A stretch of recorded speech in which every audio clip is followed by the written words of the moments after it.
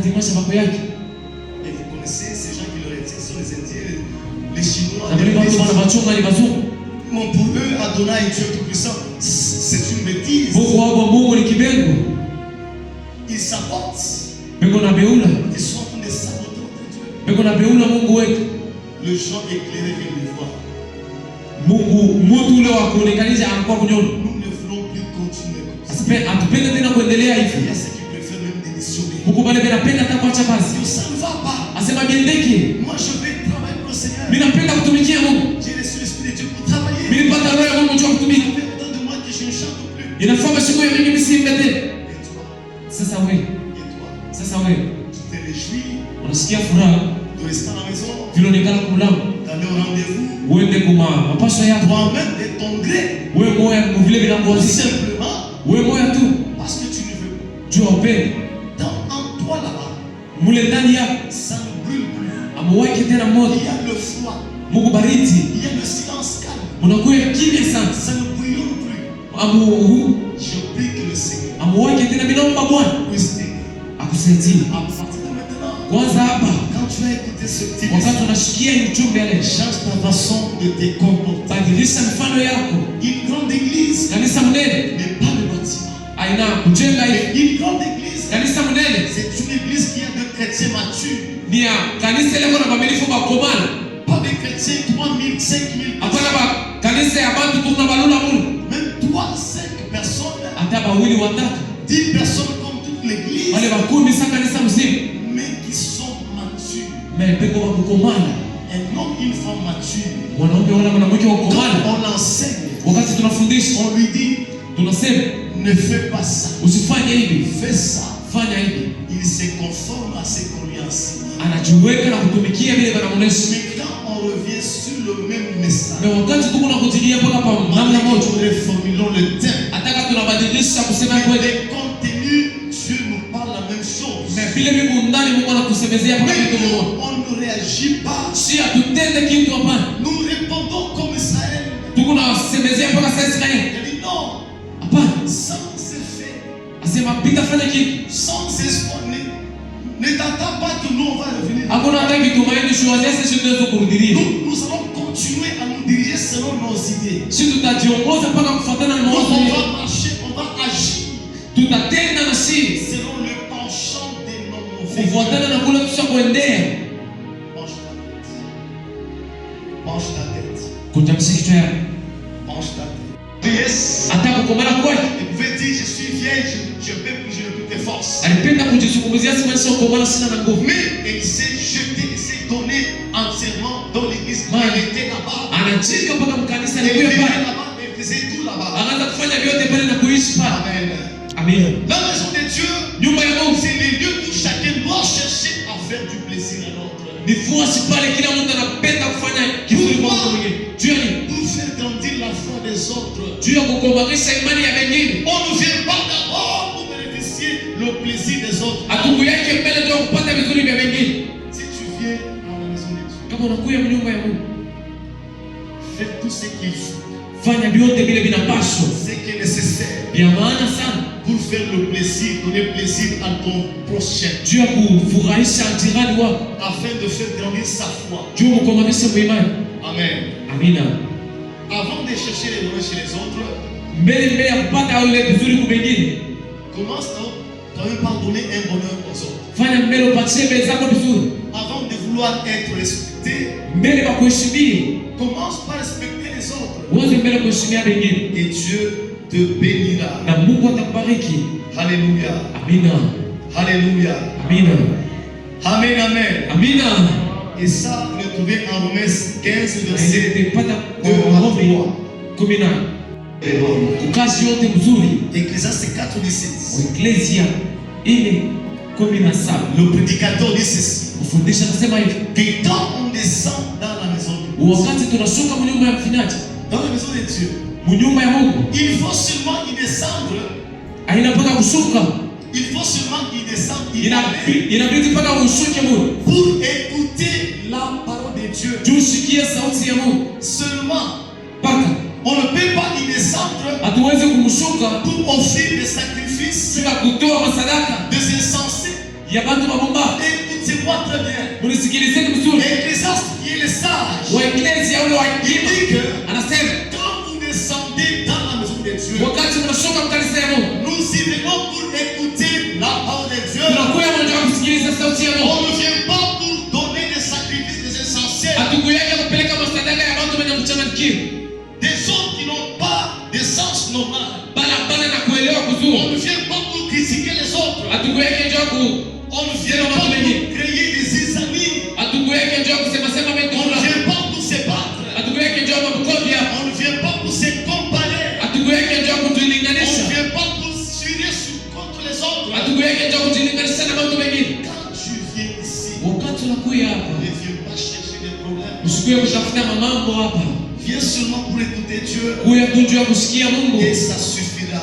Na inakuenea. Et si on te voit dans la maison de Dieu, na wakati tunakuona mkanisa ya Mungu, en train de créer des ordres, huko unafanya mamichanganyikio entre les gens, mubantu, des critiques, kusema sema, on trouve que cet homme n'est pas venu écouter la parole de Dieu. Déjà tunasema sema huyu mtu asikuwa kusikia sauti ya Il est Mungu. venu offrir des sacrifices des insensés. Ulikuja kuleta ile masadaka ya mtu mpumbavu. Et toi-même tu es aussi insensé. Na wewe mwenyewe uko mpumbavu. Que Dieu t'aide. Na Mungu akusaidie. Amen.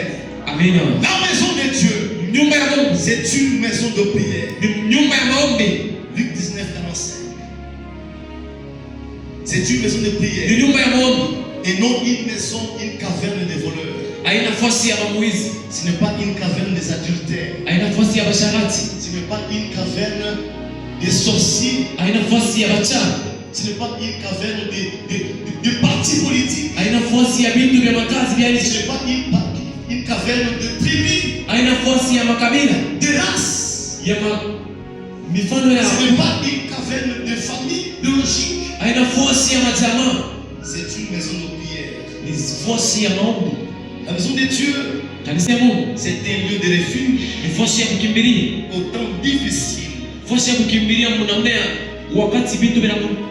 Ésaïe 37:1. Isaya 37. Quand tu es dans les temps difficiles, wakati unachukua magumu, Dieu t'invite à courir vite.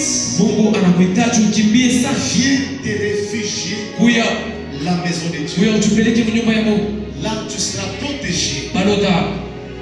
La maison de Dieu, nyumba ya Mungu, c'est un lieu de l'adoration. Ni fasi ya maabudu. Un lieu de l'adoration. Fasi ya maabudu. Où le bénédiction nous accompagne chaque jour. Pale mabaraka yako yanatusindikiza siku yote. Les lieux de l'adoration.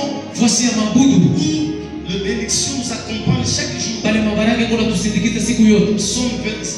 Psaume 84 verset 5. Zaburi 84 verset 5. Psaume 84 5. Zaburi 84. Il est très important. Ni ya maana sana de descendre chaque fois dans la maison de Dieu. Kushuka paka nyumba ya Mungu. Ne restez pas dehors. Usibakie nje. Venez mercredi. Ukuye mercredi. Venez vendredi. Ukuye vendredi. Venez jeudi. Ukuye samedi. Venez dimanche. Ukuye paka Jumamosi. Ukuye quand vous venez ici, wakati mnakuya chaque fois vous allez vivre tout ce que la Bible vous présente. Utaishi vyote vile Biblia yako inatuonesha. Vous allez bénéficier de tout ça. Vyote vile mtavipata kwa bure. La maison de Dieu, nyumba ya Mungu, c'est le lieu de réconfort. Ni nyumba pale tunapata nguvu. Pour des personnes âgées. Kupale bantu bashakomala. Luc chapitre 2 verset 36. Sura 2 mpaka 36. Là on vous parle de Anne la prophétesse. Pale banatuonesha Anne mtabiri qui était veuve. Alikuwa mchana. Qui était vieille aussi. Akashakomala sana. Elle a manqué de réconfort. Ashukue na nguvu. Elle nous dit qu'elle habitait chaque jour, elle servait le Seigneur dans les temps. Sauti ya Mungu. Si tu es préparé, kama unajielewa, maintenant accompli, inaweka pale yote miziki. Et là tu es capable de préparer. Na pale kuna mamlaka. Hata dunia. S'il n'y avait pas d'église, kama ukuye makanisa, il n'y avait pas ça. Kama ukuye hii, nous aurions quel type de politique? Tulifia kuya na makaska.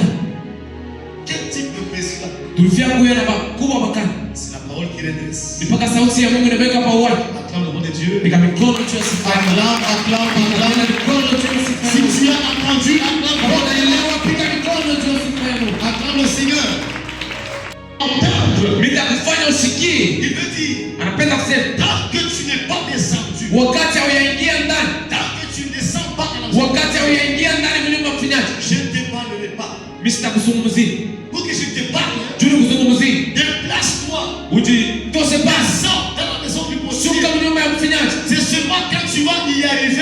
wakati pale utafika et mule, je vais te faire entendre mes paroles. nitakuzungumzia sauti yangu.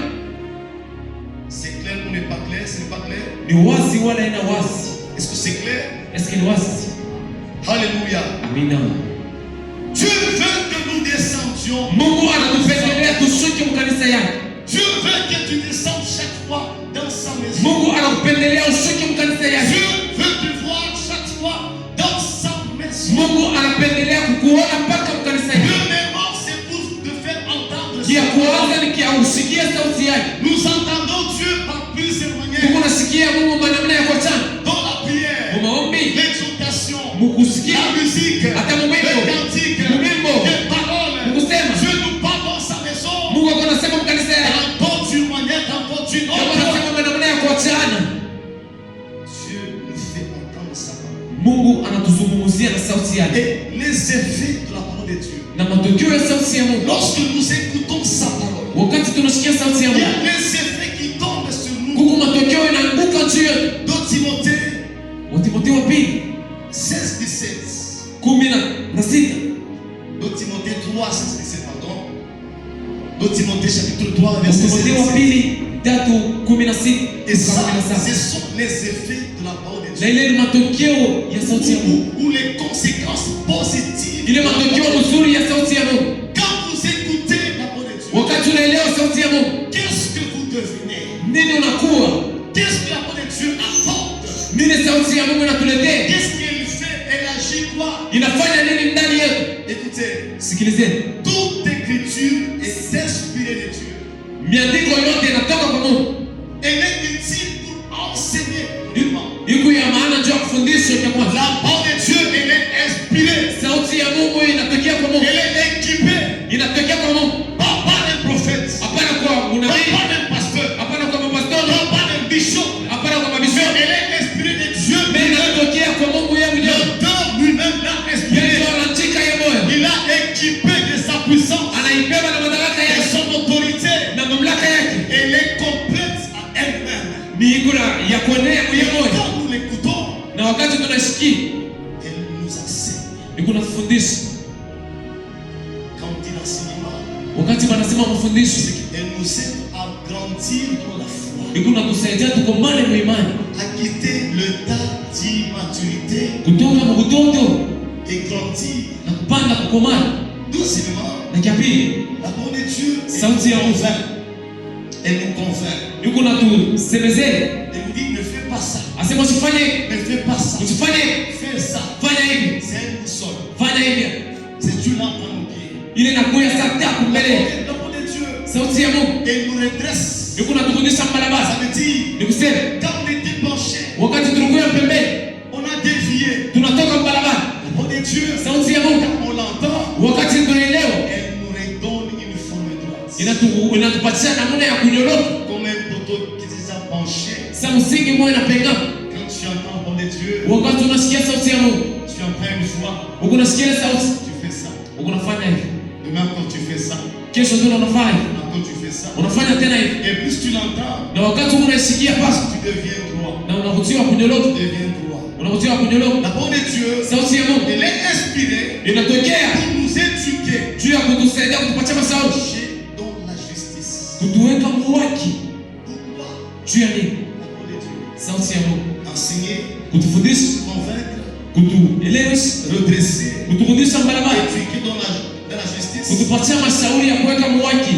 Elle répond elle-même, la parole de Dieu dit que Eko na jibu yeye anasema c'est pour que ni juu l'homme, c'est-à-dire toi et moi, wewe na mimi, l'homme de Dieu soit adapté, mtu wa Mungu aeleweke, soit accompli, aitimizishe, soit parfait, akuwe vizuri, soit mature. akukomale.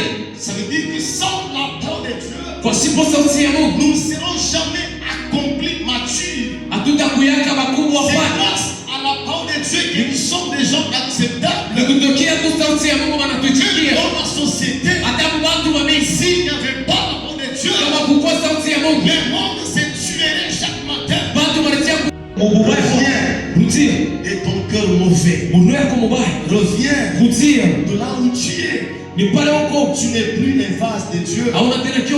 Tu deviens un vase égaré. Dieu t'appelle parce que tu as abandonné. Tu n'es plus dans ses mains. Un vase qui a reçu la forme. Tu es déshabillé.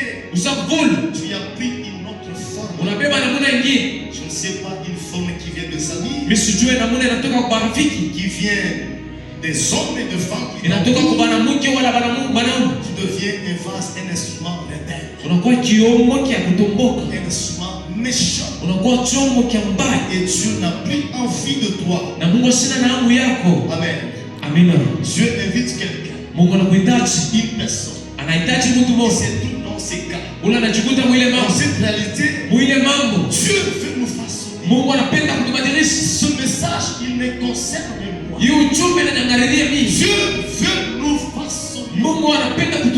Il veut nous donner une forme qu'il faut.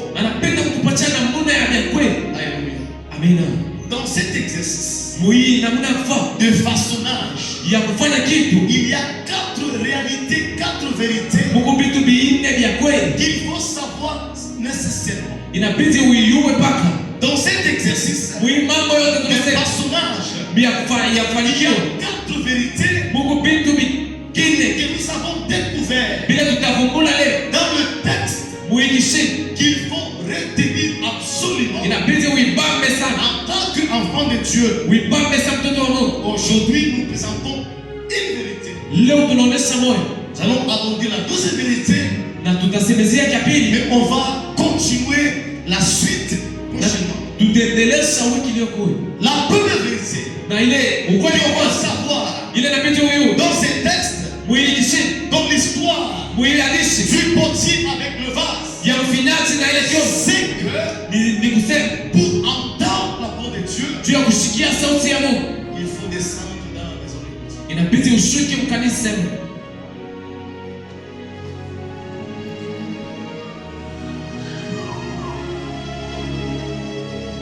C'est la première vérité. Pour entendre la parole de Dieu, il faut descendre dans la maison. De qui? Le potier c'est qui? Et contextualisons. La maison du potier aujourd'hui c'est où? Pardon, nous partageons, nous échangeons. Mon ami, bonjour. La maison du potier c'est où aujourd'hui? Jessica, tu n'écris pas, tu m'écris, je ne sais pas quoi. Tu n'es plus avec nous ici, tu es parti à la maison, tu prépares, prêt à manger. Tu es où? La maison du potier, c'est l'église de Dieu. Pour entendre la parole de Dieu, il faut descendre dans la maison. Pourquoi? Pour constater comment Dieu travaille. Constater comment Dieu travaille au milieu de son peuple. Verset 2. Qu'est-ce qu'il dit? Dieu dit à Jérémie, Jérémie, lève-toi, descends dans la maison du bénisse. Parce qu'il ne vient pas de parler au hasard. Il voit une personne qui est égarée. Il voit une personne qui est détournée. Une personne qui est adoratrice des idoles. Les idoles aujourd'hui c'est l'argent. C'est le travail. C'est la nuit. Certains disent que moi si tu touches à mon argent, je vais te tuer. Et celui qui dit ça, c'est un diable qui menace une autre personne. Il menace tout l'argent. Tu vas me tuer. Je ne blague pas. J'oublie que ce qu'on fait. Dès que je t'ai trouvé, c'est faux. Alléluia. Amen. Que Dieu nous bénisse. Na Mungu atubariki. Amen, amen. Amina. Amen, amen. Amina. Dieu lui dit à Jérémie Mungu anasema na Yeremia. que Jérémie parle maintenant à ce peuple. Sema na taifa. Parce que j'entends ce peuple dire ceci. Juu nasikia taifa hili kunasema hivi. Là nous sommes au verset 12. Pale tunakuwa mu 12. Que non. Asema pana. Même quand Dieu dit ça, hata wakati Mungu anasema hivi, cela reste sans espoir. Vile vinabakia mpaka vile kosoki tumaini. On ne reviendra pas. Si hatutarudia. Nous allons vivre selon nos idées. Si tutatumika na sema kuiwa kwetu. Écoutez les comportements d'un peuple chanceux. Usikie mifano ya watu wabaya. Malgré que Dieu dit, hata kama Mungu anasema, mais le peuple réagit. Wale watu nao wanasema, il donne sa position. Wanasema na wao vile wanawaza. Malgré que Dieu parle ou qu'il ne parle pas, nous on va continuer. Asema Mungu asema siseme si tutaendelea. Nous on n'est pas prêt à changer. Si hatukuhitaji tubadilike. Nous allons suivre nos propres idées. Na si tutafuata mawazo yetu. Et continue à dire. Na hata asema, on va marcher selon les penchants de nos mauvais cœurs. Tutatembea mpaka vile maroho yetu mubaya kunatusukuma. La Bible dit. Biblia inasema, le cœur de l'homme est méchant. Asema roho ya mtu ni mubaya. Le cœur de l'homme est mauvais. Roho ya mtu ni mubaya. Le cœur de l'homme est mauvais. Roho ya mtu ni mubaya. Mais souvent ça se dit contrairement. Mais kunasema kwa kugawanyana. Il est facile qu'une personne dise à une autre personne que toi tu as un mauvais cœur. Ni atikitike sana mtu ambie mwenzake asema kuna roho mbaya. Il est rare qu'une personne témoigne de son cœur.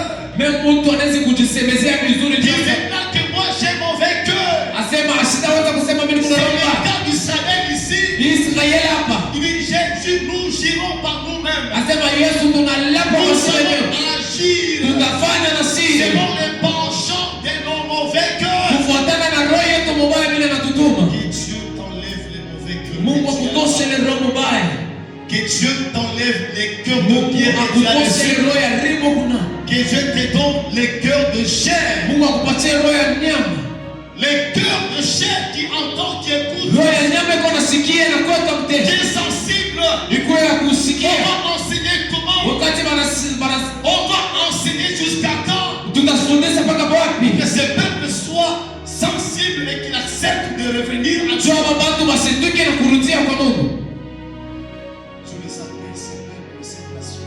Mungu anabariki taifa hapa bantu.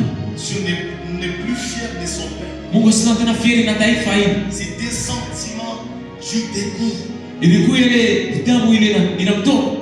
Dans un foyer, atamtoka. L'homme n'appelle plus sa femme mon épouse, ma chérie. Bwana sisi tena bibi yake asema bibi.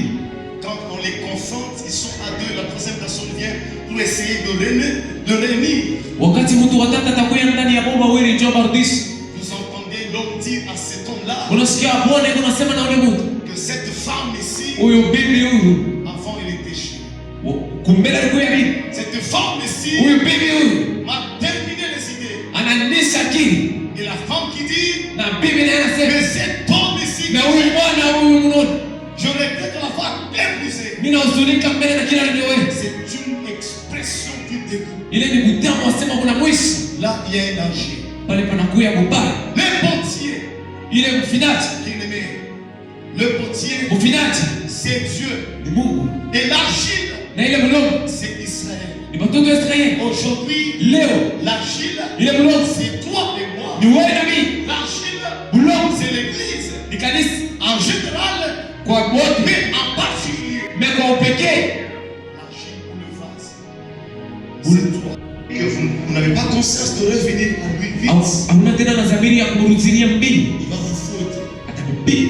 Et quand il fouette, na wakati anapiga, il y a beaucoup de conséquences. Kuna matokeo ya mingi mbaya. Vous fouettez la maladie. Inaweza kuwa magonjwa. Vous fouettez la famine. Inaweza kuwa njaa. Vous fouettez la stérilité. Inaweza kuwa kutagusana. Vous fouettez, vous n'avez pas de paix. Hamuna na amani. Le fouet de Dieu est diversifié. Fimbo ya Mungu sasa kuigawanya madipande Il faut éviter le fouet de Dieu. Inabidi kuogopa fimbo ya Mungu. Évitons le fouet de Dieu. Tuogopeni fimbo ya Mungu. Et quand nous vous disons peuple de Dieu, na wakati tunamwambia taifa ya Mungu, essayez de comprendre Dieu. Mwanze kuelewa Mungu. Essayez de rester obéissant à sa volonté. Mubakie kwa kujishusha kwa mapenzi yake. Respectez les jours de culte. Mheshimie masiku ya kanisa. Venez avant à l'église. Mkuye mbele kwa kanisa. Servez le Seigneur. Suivez ce qu'il vous dit. Il faut l'écouter. Quand nous ne l'écoutons pas, nous sommes exposés à des châtiments, des punitions. Écoutez, le verset 9, il dit ceci. Mais si cette nation, là je fais mention, si cette nation, Dieu a commencé à changer l'appellation de son peuple. Mungu anaanza kubadilisha kuita taifa yake. Il l'appelle plus mon peuple. Asiseme tena ni taifa yangu, ma nation. Bantu yangu. Il dit mais si cette nation, kama aba bantu fait ce qui est mal, banafanya vile viko vibaya à mes yeux, mbele ya macho yangu, sans écouter ma voix, bila kusikia sauti yangu, je vais changer. Nitabadilisha le bien que j'avais eu l'intention de lui faire. Vizuri vile nilikuwa na wazia ni mafansi. Qui a écouté? Nani anamsikia? C'est presque le contraire. Ninagawana tu kidogo.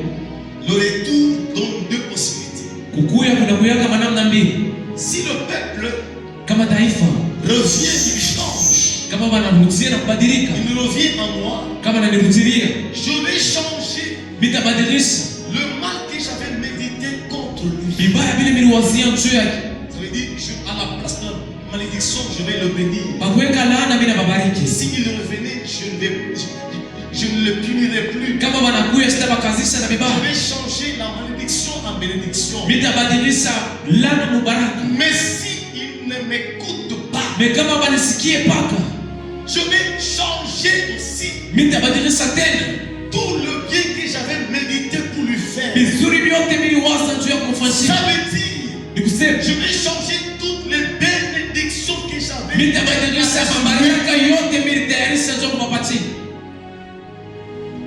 Quand on vous a prophétisé, wakati wanamtabiri, vous avez dit frère, anasema ndugu, tu es dans des promesses de Dieu. Huko malako ya Mungu. Dieu a dit ceci. Mungu anasema hivi, il va te bénir. Atakubariki. Tu seras comme ça. Utakuya hivi. Tu seras comme ça. Utakuya hivi. Tu seras comme ça. Utakuya hivi. Tu dis amen. Unasema amen. Amina, amina. Il a soit fait ainsi. Asema bifanike mpaka vile. Je crois en cette parole. Mimi naamini hii neno. Mais ce n'est pas une garantie. Ile haikuhakikishie. Ce n'est pas une clé fermée. Ile ina fungulo ya kufunga. Mais non.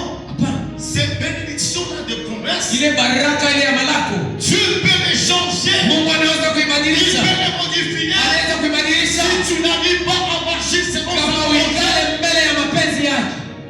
Si tu veux vivre les promesses de Dieu, kama unapenda kuishi malako ya Mungu, sois intègre, kuya kujisusa, sois obéissant, kuya kujisusa, mvumilivu, sois fidèle et loyal. Kuya mwaminifu sana na watu. Sinon tu le regretteras. Wala utahuzunika sana. Ne dis pas que non, on m'avait prophétisé il y a bon. Non. Usiseme bali nitabiria vitu vifiki. Le prophète n'a pas de problème. Unabii sina mambo. Mais le problème c'est toi-même parce que tu as changé. Avant tu étais autre. C'est pourquoi Dieu voulait te bénir. Mais après quand tu as changé, cela oblige Dieu aussi à changer. N'avait pas pris au potier. Mais le vase était terminé. Il a fini. Mais il n'a pas fini selon les goûts du potier. Et comme le vase a fini en dehors du goût de la volonté du potier, il a pris le même vase. Il l'a brisé. Il l'a cassé. Il a recommencé à se jusqu'à ce qu'il refasse un autre vase. Et ce vase qu'il a refait, ça a plu au potier. Et le potier l'a adapté. Le potier l'a adopté. Ce que tu as vu là, moi aussi Dieu, ne puis-je pas agir envers vous Israël? Alléluia. Dieu invite son peuple à retourner à lui. Et là, c'est un retour qui est réparateur. Un retour qui est réparateur. Qui va remédier la situation. Quand le peuple retourne,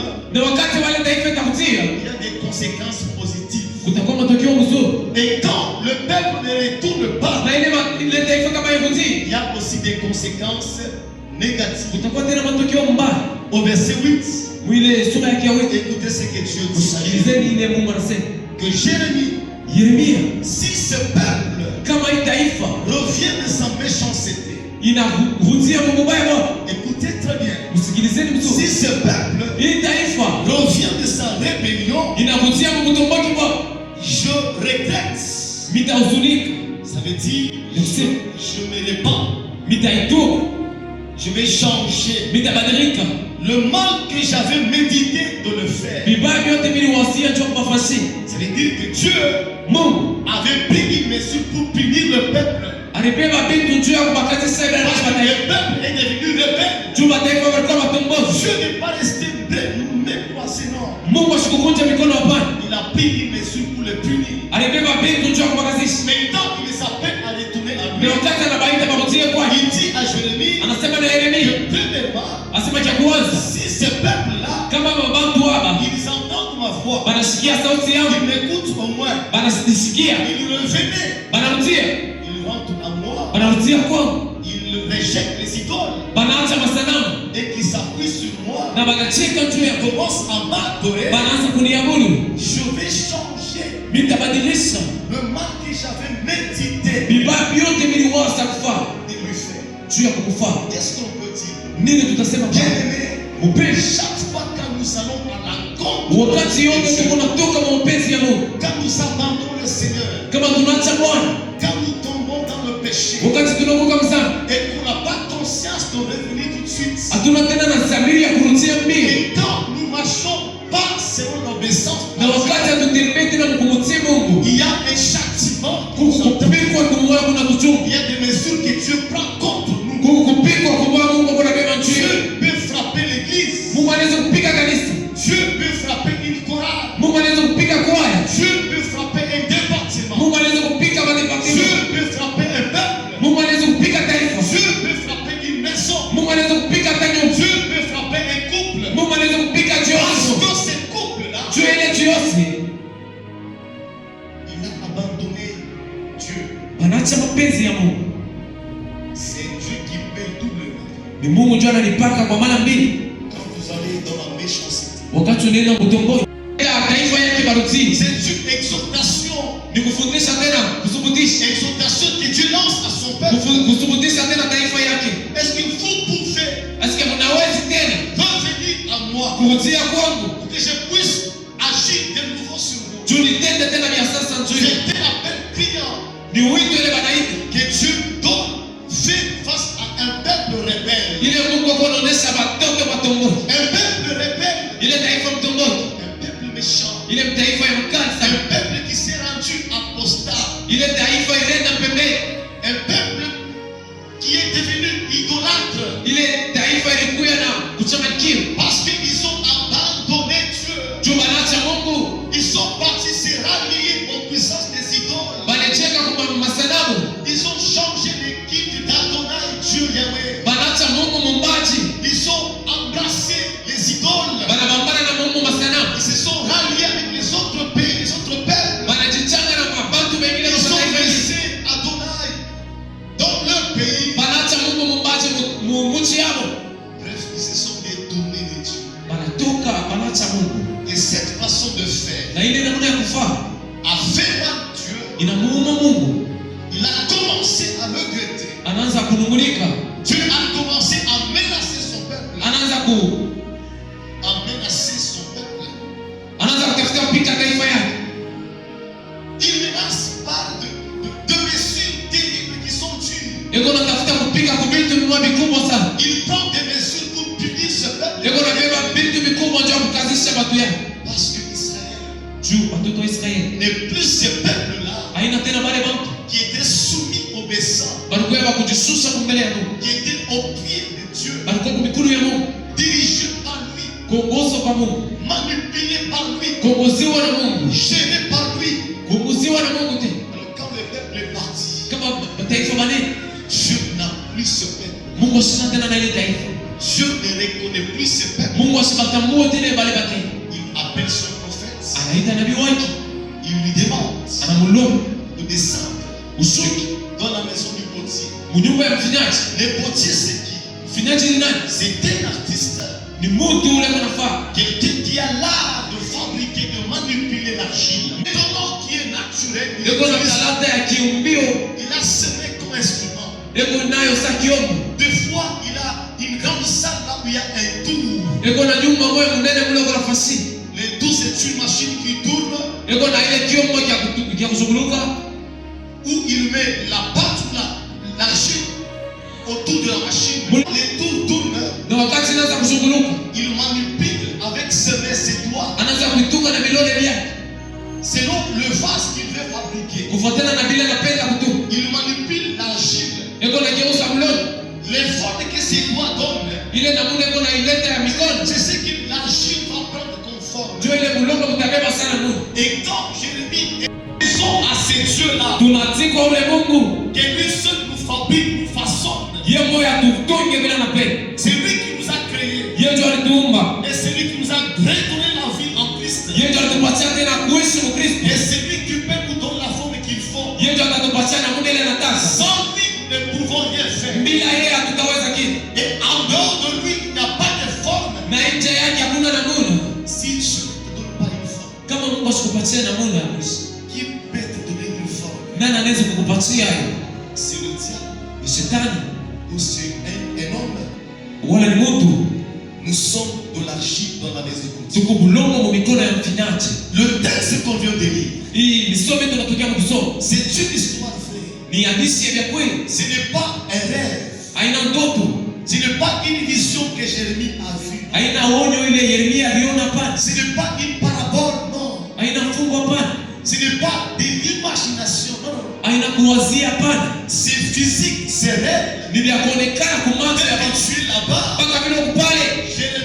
Jérémie, il a vécu cette histoire du potier. Aliishi hadithi ya nyuma mfinyaji. En tant que prophète, Alikuwa kama nabii. Dieu lui a parlé. Mungu anamuonesha. Il lui a parlé. Anamuonesha. Il a entendu Anasikia sauti. une voix audible de Dieu Anasikia sauti kwa masikio. qui lui a demandé ce qu'il fallait faire. Ila anaonesha nini atafanya. Nous commençons Juu ya kuwaza notre enseignement mafundisho yetu. avec nos 6 versets, Tunaanzia na kitabu cha 6. qui est une question que Dieu pose à Jérémie. Ile ni swali anamuuliza Yeremia. Une question que Dieu pose à Israël. Ile ni swali Mungu anauliza watoto wa Israeli. Il pose la question à Israël Anawaswali watoto wa Israeli à travers Jérémie. kutokea Yeremia. Il dit, Anasema, ne puis-je pas agir envers vous? au misiwezi kutenda mbele yenu.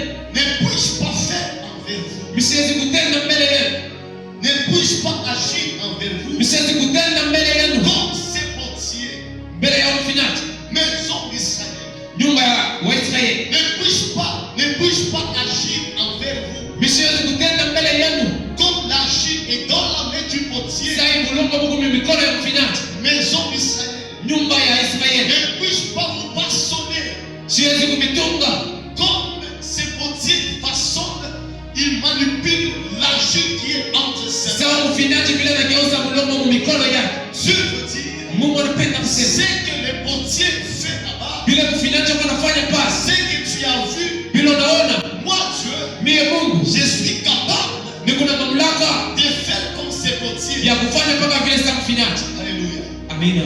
Ne puis-je pas agir? Misiwezi kutenda. Ne puis-je pas faire? Misiwezi kufanya. C'est une invitation. Ni kuhitaji. C'est un appel. Ni kukuita.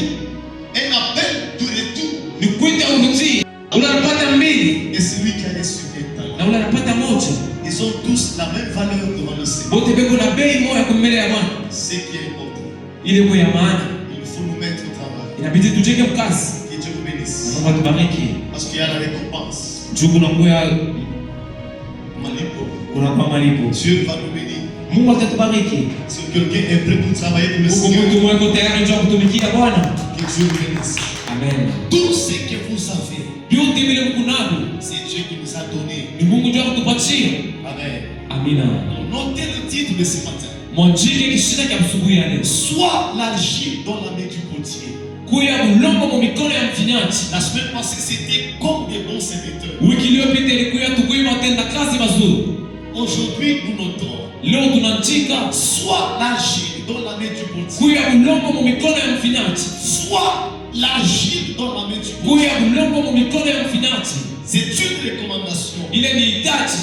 C'est une invitation. Ile ni hitaji mwanatoa. C'est un impératif. Ile ni hitaji tena mwanatoa. Dieu veut te voir. Mungu anapenda kukuona. Être comme l'argile dans ses mains. Ukule kama bulongo mu mikono ya Dieu veut te voir. Mungu anapenda kukuona. Que tu sois dans ses mains. Ukule mu mikono yake. Pour qu'il puisse te contrôler. Tuanze kukuangalia. Afin de te donner une forme. Tu as kupatia namuna. Pourquoi? Tu as dit. C'est un. Parce que Dieu. Dieu a dit qu'il il te voit dans une autre forme. Il te voit ailleurs. Il te voit autrement. Tu n'es plus comme tu as commencé. Tu n'es plus comme tu étais auparavant. Donc, à la fin de ce message, Dieu veut te voir. Revenir à lui. Se conformer à lui. Se laisser faire par lui. Dieu il est en paix. Que Dieu seul te donne la forme qu'il faut. Et la forme spirituelle. Et la forme physique matérielle. Financière aussi. Notre soldat. Notre soldat. Les soldats que nous avons chez nous. Lorsque nous sommes la maison du portier. Nous avons une phrase que nous répétons. Comme les soldats de chaque jour. Et cette phrase nous l'avons écrite même dans nos documents. Les soldats c'est que nous sommes de l'argile dans la main du portier. Toi et moi nous sommes de l'argile dans la main du portier. Ça veut dire nous laissons faire par Dieu. Ils ont reçu de Dieu. Qui ne perdent pas le temps. Qui ne perdent pas le temps. Mais qui se met tout de suite à l'œuvre de Dieu pour nous servir. Parce que ce que tu nous as donné, c'est pour donner aussi aux autres. Si Dieu nous a bénis, c'est pour bénir aux autres. Et pour sa gloire. Amen. Amen. Chacun de nous a reçu quelque chose. Comme grâce, comme bénédiction en lui. Personne ne peut dire moi je n'ai rien reçu. Tout le monde a reçu quelque chose de la part de Dieu.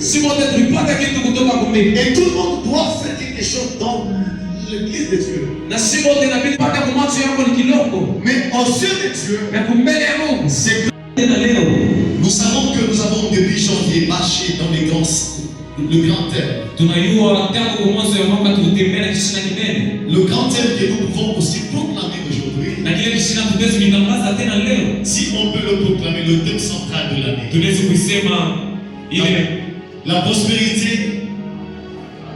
On peut continuer. La prospérité. La prospérité. Proclamons ça avec beaucoup de joie. La prospérité. La prospérité. Et quand vous proclamez ce thème-là, vous s'en appropriez. Appropriez-vous ce thème. Et vous le déclarez par la foi. La prospérité. Que Dieu nous bénisse. Alors aujourd'hui, la semaine passée, nous avons parlé sur un